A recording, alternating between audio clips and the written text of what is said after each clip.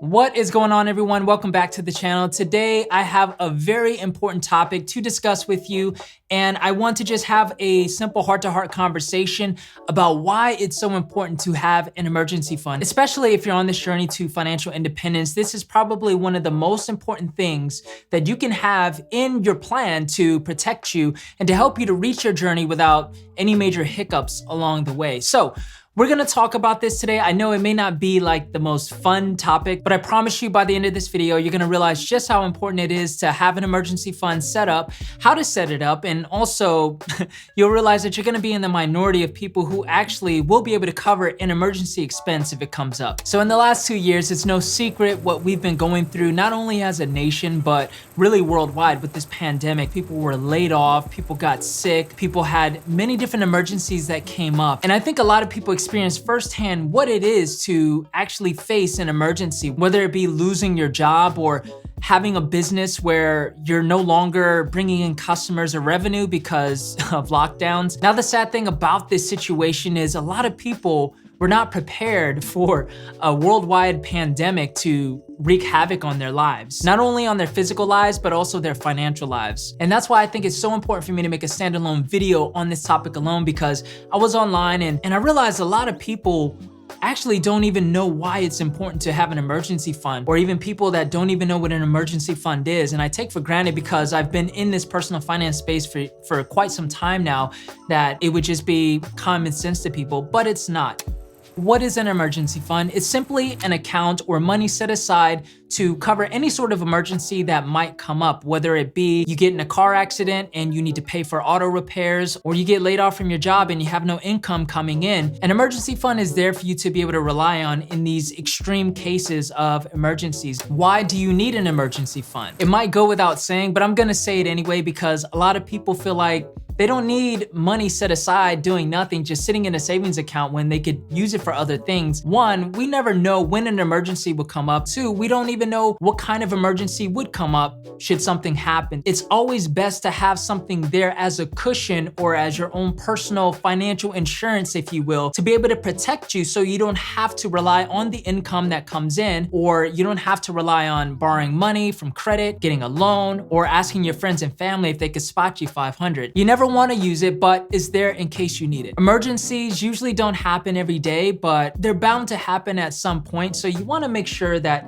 you have something there to protect you, something for you to fall back on. Now, let me give you a perfect example of someone who didn't have an emergency fund set up and had a little emergency come up. That person is me. Back in my 20s, I remember I had a Honda Civic at the time, fully paid off. And of course I had insurance on it, at least liability, if I remember correctly. We had a lot of street parking in northern New Jersey where I lived. I remember walking out one day and I noticed in my car that the bumper was completely damaged because someone must have rear-ended it while they were backing out. They didn't leave their information. I had no way of knowing who did it. I didn't want to drive around with a broken bumper, so what did I do? I had to get it fixed. And because my insurance wouldn't cover it, because I had liability insurance only, I had to come out of pocket to get it fixed. I didn't have an emergency fund set up, so I used my credit card. I probably spent about $600, give or take, to get my bumper replaced and fixed. And guess what? Now I was in the hole a couple of $100, and I had to owe that money, which means that was money that I wouldn't have put towards my future. I wouldn't have put towards my savings or investments. So this is why it's important to have an emergency fund in case these situations come up. Now, they can be small emergencies or big emergencies, but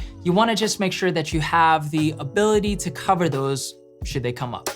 Now let's talk about how to set up your emergency fund, and let's talk a couple of general rules of thumb. When you're starting out and you have absolutely no savings set aside for emergencies, my recommendation would be to have at least $1,000 saved up as your starter emergency fund. Now, the reason why I say this is if you look at the stats, at least in America, up to 60% of people can't even afford an emergency of $1,000 or more. So I think to start out with, having $1,000, yeah, in a sense it is arbitrary, but it is a significant amount of money to be able to cover a lot of the things that would come up. Like I said, when I replaced my bumper, if I had $1,000 emergency fund, I would have been able to cover that, no problem. And I wouldn't have to owe my creditor that amount plus interest. Rather, I would just have to pay myself back or pay my emergency fund back without interest. So having $1,000 is definitely doable for most people. It might take some time for you to build that up. Now, the thing is, you don't want to leave it it just at $1,000, you want to actually continue to add to that because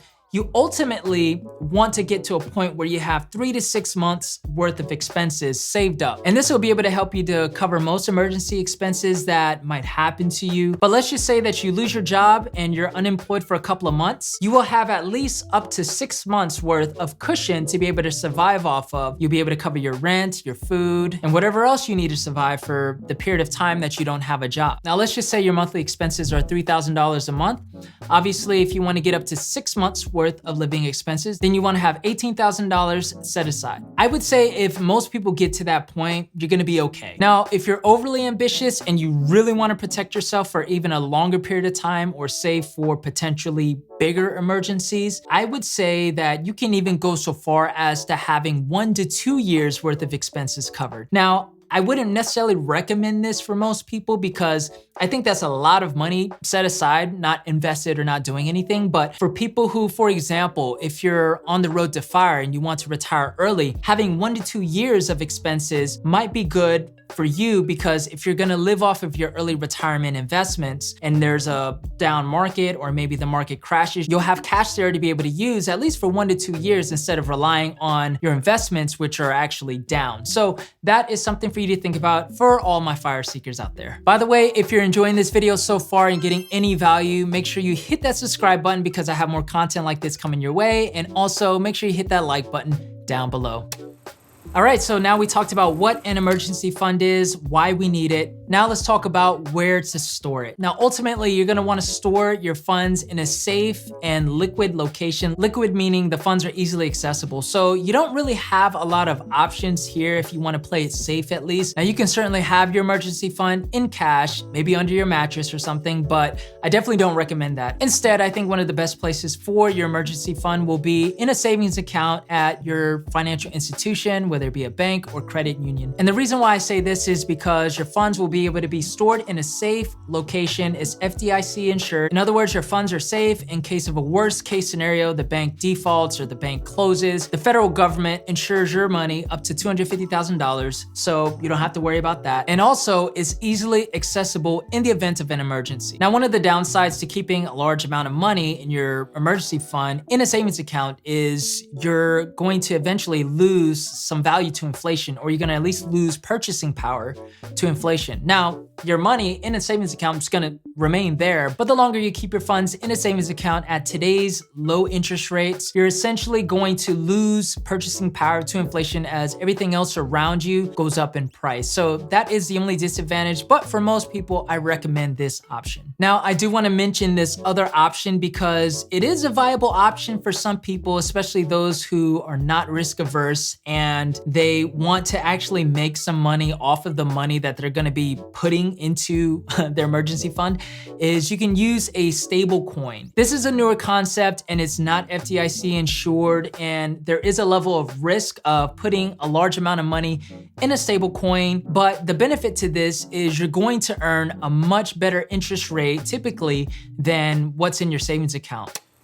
Now, I do want to talk about a couple of places where I don't think it's good to park your emergency fund savings, though it is an option. But real estate, some people look at their real estate as sort of their emergency fund because, for example, let's just say you have a good amount of equity in your own personal property or in a rental property. You could, in a sense, look at that as an emergency fund, but the downside to that is it's not very liquid at all. So if you wanted to rely on the equity in your property, there is a turnaround time to be able to extract some of that equity, or if you wanted to get a home equity line of credit, which I don't recommend for emergencies, or you wanted to sell your property. It's not very liquid, but I do know some people look at some of their equity in their rental properties or even in their homes as an emergency fund, but I don't think this is a good place for it. Now, if you're worried about growing your money and protecting yourself against inflation, you could consider putting your emergency fund in the stock market. But again, you face the issue of it not being as liquid as, say, a savings savings account in case you need the money like right now. You might need to wait a couple of days before you actually get the money in your account after you sell your stock or whatever investment you have. If your investment, which is your emergency fund, is down or the market is down and you need to access that money, sure, you can still sell the stock or index fund, but you might be taking a capital loss. You also have to consider the tax implications of selling your asset when it's at a capital gain. So you can put your emergency fund in the stock market. It's sort of a middle ground of liquidity, but also being able to grow your money potentially. My thing is just let your emergency fund be your emergency fund. You don't have to have this crazy expectation of growing that money because you're gonna have a separate pool of money to invest anyway. But if you choose to take that risk and put your emergency fund in the stock market and maybe some less riskier plays, then I think I'm okay with that. But again,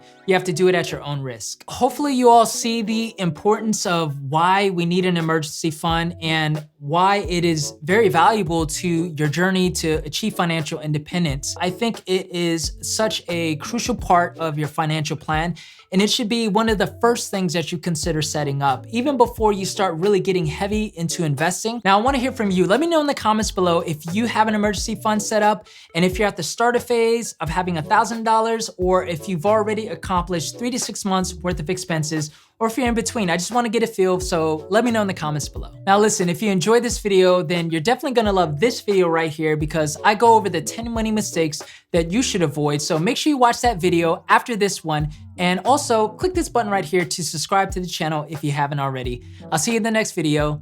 Peace.